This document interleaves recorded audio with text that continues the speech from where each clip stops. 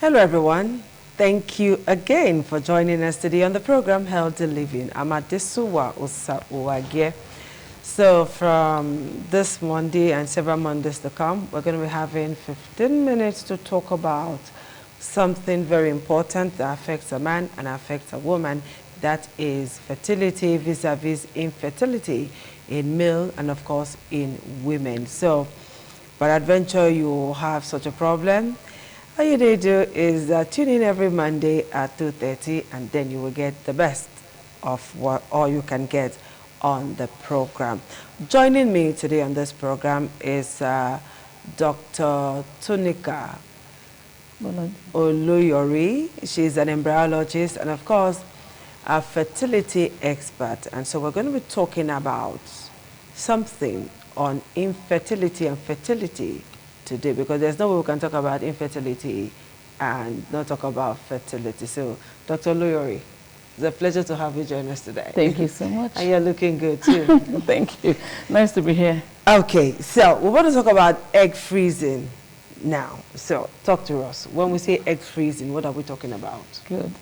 And why should we freeze our eggs? And yes. who is to freeze eggs? Because people may not understand. Yes. Okay, we're talking about egg freezing for mostly women that feel that there's no age on their side. Okay. They have not seen a man, and then they don't have somebody to marry. Let me use the word. Okay. And then again, they are getting older. Nobody's chasing you, so your mind goes to, all right, I want to be, come to a center where I can store my eggs in the future. Yes, we do a preserve. We call it cryo bank. Okay. It's not a normal freezer that we're talking about. Because when some people will hear it, they're like, oh, is it the one that we eat? No, this is actually different. So the difference is the eggs in a woman's body that enables the woman to produce children. Yes, of course. So from this point, what we are going to talk about is for us to have a good interest in doing egg donation or egg freezing.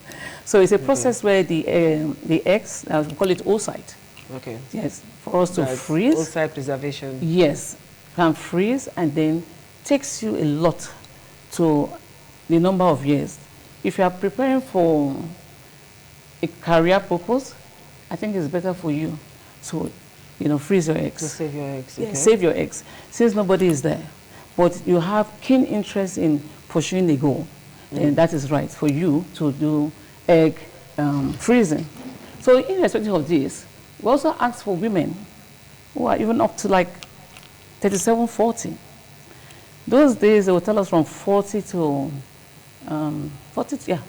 50 that you have entered menopause. Menopause, okay. Good. But this one is different. The ovarian reserve for women now decline from 50, yes, it declines. So now it's not 35 years. 35. Yes. What's the cause of this? It's because of ignorance. Okay. Yes. So people above 35 to 37, if they are still lucky, they will still have this ovarian reserve, there. But if you don't have this knowledge that you want to save yourself, and then, save it for the future, not that when you go do your career purposes, you return back and they will look at you that you have come to waste your time in life. So once you have this idea, then you can go. Then for those that have, let's say, chemotherapy, okay, yeah, that have underlying ailment, okay, yes, I want to go for chemotherapy. Yes, and you are not married. You are looking at your health, and then you're also looking at, did I come into this world to be wasted? No. So from this, we can freeze. Yes, you have to freeze before you do chemotherapy. It is wise for you to do that. If not, a lot of the cells are gone. We have treated people that survive a cancer, but that process took a lot. Like the lady froze her egg for when she was 30. She came in, I think, 3 or 4 years from chemotherapy. Okay. Now she has a boy and a girl. Okay, now let's look at it this way. A woman who has gone through chemotherapy, for some persons, they feel that is a death sentence. They may not be able to have a child. So with egg freezing, that woman can actually have a child. What about, is it possible for the chemicals that have been injected into that woman's body in the course of chemotherapy and all of that, Yes. is it possible for all of that to destroy the eggs? Of course. Because this is like in a very high level of trying to kill out all cells. Okay. So once you know, let's say the first stage, and then you tell yourself, why has this thing come to me? Okay. Ovarian reserve has come to this. So why didn't I do a lot before now? But now I'm bringing it to the people that it's possible for you before you go for chemotherapy due to quality eggs and then good age that will produce us to have good oocytes. Oocytes are the eggs before we fertilize and then we'll freeze it. Yes. So after chemotherapy, would those eggs still be safe for the woman to have in her body? Yes, you have up to 60–70% to recover, especially from very young age, let's say 18 to 32, 35. Okay. Of course, you want to do it. It's possible. Nowadays, a lot of us women would rather do a career thing. Every woman wants to be a career woman or a strong businesswoman. And most often the time, there are no good men out there for marriage, just a handful. And so, like somebody was saying, the beautiful girls have taken all the handsome men away. So we're left with those who are not really interested in marriage. But there is good news for you. You can actually save your eggs, okay, regardless of age. All right, so a woman saves her eggs, say, from 35 thereabouts. Yes. For future use. Yes. And then the woman is like maybe 50 or less than 50, or let's say 45, 50, and she's ready to birth. Do you see that as a good thing? Will that egg bring forth good produce? No. Even if a woman undergoing stimulation, for us to have a lot of follicles, it is not wise that a woman above 50 that says, I want to use my egg. The religion has said that I must use my egg. I have faith, my eggs must be good.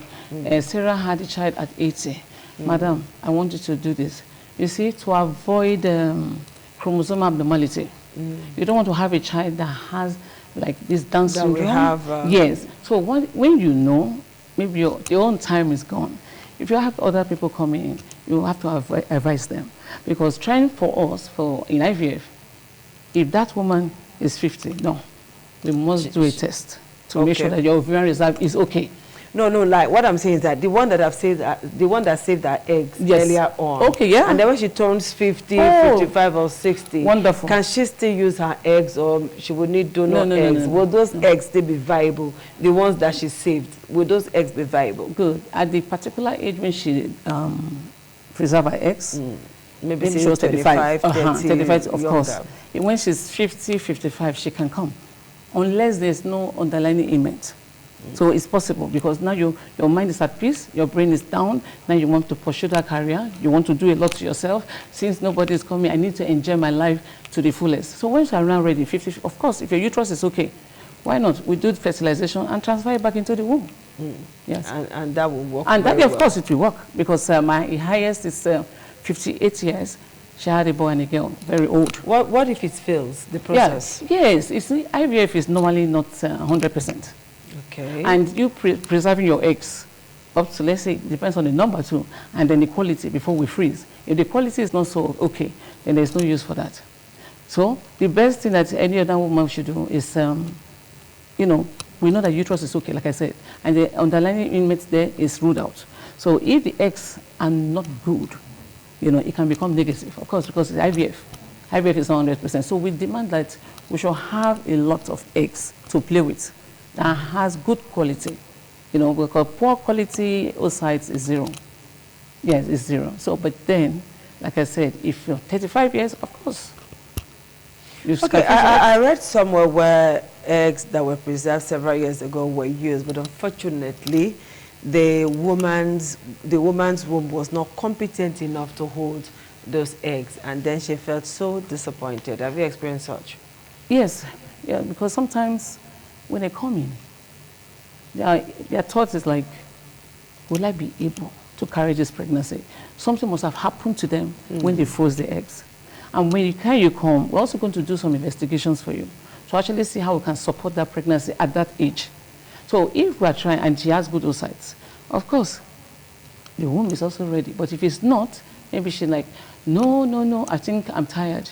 I think something happened to me, or what happened during chemotherapy has making my immune system not working so much. Good. So at that point, she can opt out for surrogacy.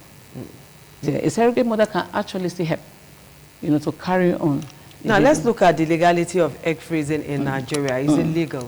Yes, of course. To freeze your eggs? Yes. We just need to create awareness to let women, concentrate on their job. Like when you're working in the bank, I need to leave the bank work. And because my family don't see me morning, evening. So the best thing is that you want to pursue that career. You want to get to that level, then you should freeze. And freezing would give you the chances of having children in the future. Preserving fertility in the future. So for those who are aging, who are not married, they can freeze their eggs. Of course. For those who have age is important again. Of course. Yes, age is important. Some people enter their climateric stage. That's menopause. They attain menopause at 38, I think 39. And then you are not married, or you are looking at it that, oh, my sisters, everybody had their children much earlier. She was 38, but right now, all of them, they are not seeing their menses again. So from there, even if we stimulate, we're not getting anything. It's out of the question. So what that woman is now is egg donor? Egg donor. Anybody can donate eggs to that woman? Yes, of course. Okay, now let's look at the issue of age in birthing. Now, what is the best time for a woman to have children? Because there are some who would not want to freeze their eggs for whatever reason.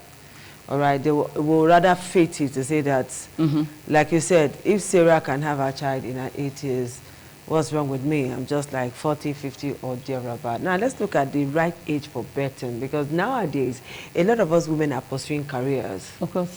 People are not even thinking about marriages, and it's just a handful of men, like I said before, that are interested in marriage. And the population of women is like, before they used to say 2 women to a man, but the way we're looking at it is like, maybe someday one man will get to marry like 5 wives, because I went to say hello to somebody who gave birth, and out of about 10 women that had children in that hospital, only a male child came out of there. The remaining 9 were females. So you can see that we have a very high rate of multiple babies.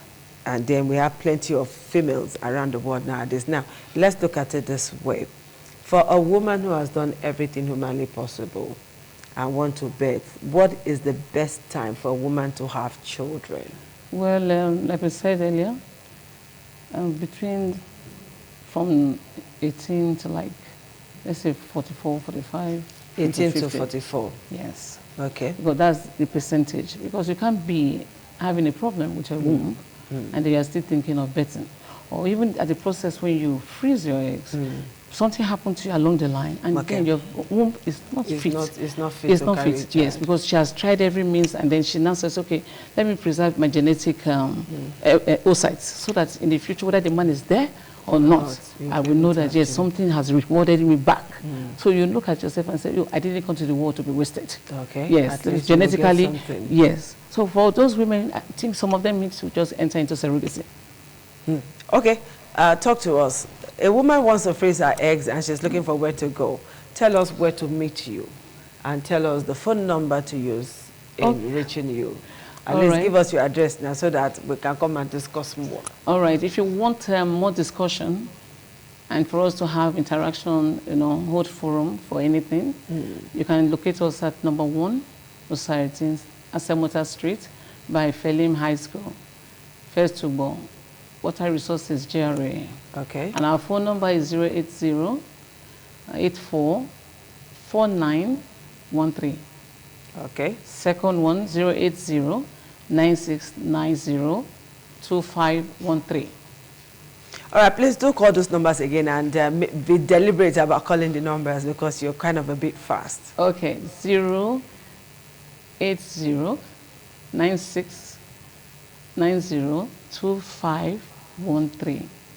The second one is 090-84-4913. All right, this is where we say thank you to Dr. Chunika Oloyori, who is an embryologist, and of course, ready to serve you. Thank you so much for finding time to be with us. Yes. So now I'm being joined by Akpomera Marilyn, who is a specialist in caring for people with prostate cancer. She's a health practitioner. She's a nurse, and that is her specialization. All right, Marilyn, it's so nice to have you join us. Thank you, Ma. Okay. All right, so talk to me. Someone who has prostate cancer, how do we care for such a person? What do you consider in caring for that person?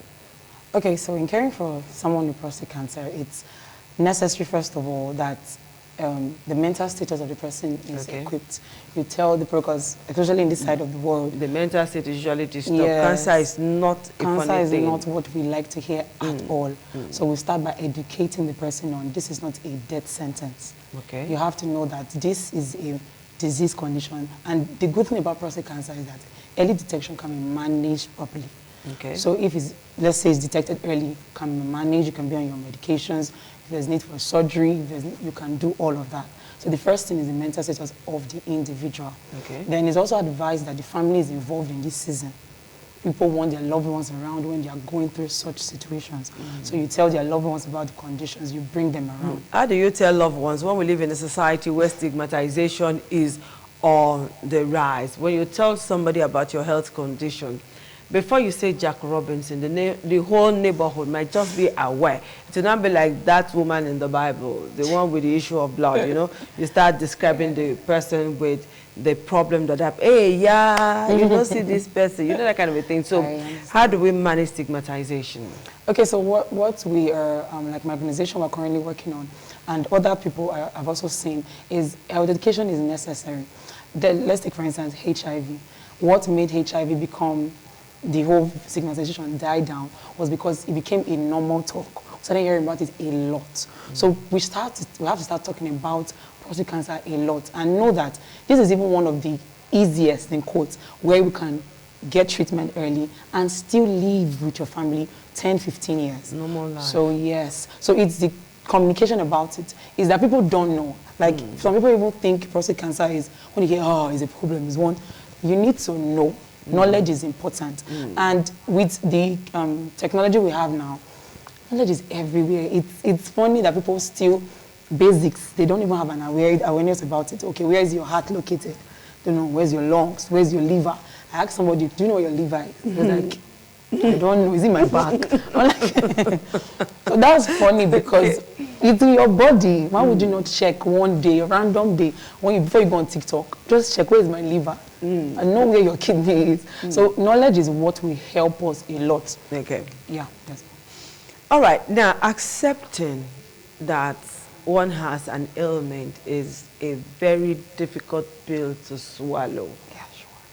Now, somebody has been diagnosed with prostate cancer, and you know how it is with us human beings. To swallow it is huge. Now, you are in the business of telling the person, Yeah, Ogasio, this has happened. Now, if the person is refusing, like, it's not my portion, you know, that it's not my portion, you know, how do you deal with such a person? Because I've seen some kind of difficult patients before, when they tell them this is it, and the person may want to fight. The person may want to say, now you go get them. It's your family that we have it. You know, like, I've seen it happen. So how do you make a man accept the fact that, Ogasio, this is prostate cancer? How do you, I'm just trying to imagine how, you know, you tell that man, because that's your business. So. Okay, so first of all, as a health practitioner, we know that people respond to diagnosis differently. Yeah. Yes, so you cannot expect everybody to have the same response. So we first of all understand that there is a room for denial. Denial is very possible, especially in Africa. This part of denial is possible. So what we do, first of all, is to explain to you. We see that knowledge breaks most of the barrier. Explain to you what is wrong, what happened. The reason why people reject it, first of all, is the first thing is that, what did I do? What will I do? Not do anything to make me have cancer now. So, but we have to make you know that this is not your action. It's that your body is responding to something. So let's check what the thing is, and let's see how we can help you remove it or manage it. So it's usually knowledge, but we know that there can be denial. That's possible, but you have to know, because you're rejecting or accepting it will not change how your body responds to it. So that's that's how we usually really handle it. Okay. So what's the success rate? Early detection, it can be above 50–60%. Yes. Is it possible for you to look at a man and say, Kai, this man has prostate? No. It has to be true diagnosis. No. Yes, it has to be diagnosis. Biopsy has to be done for you to know that you have cancer. So you must do a biopsy. You don't just, even when there are symptoms the person is complaining of, it can be many things.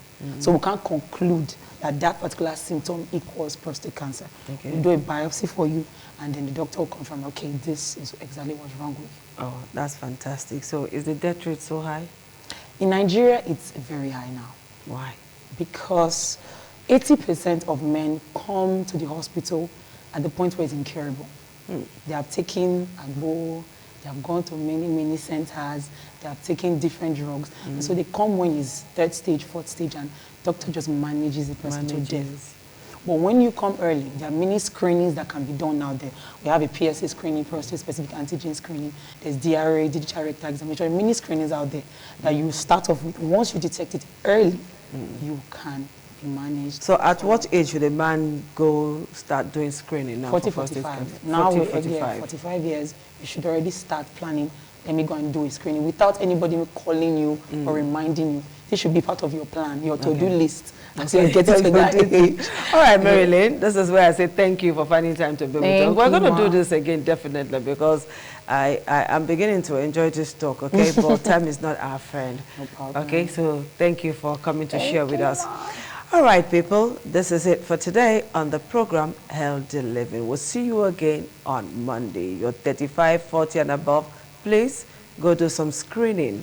Early detection, like Marian said, is key to you getting quality health care. Bye-bye.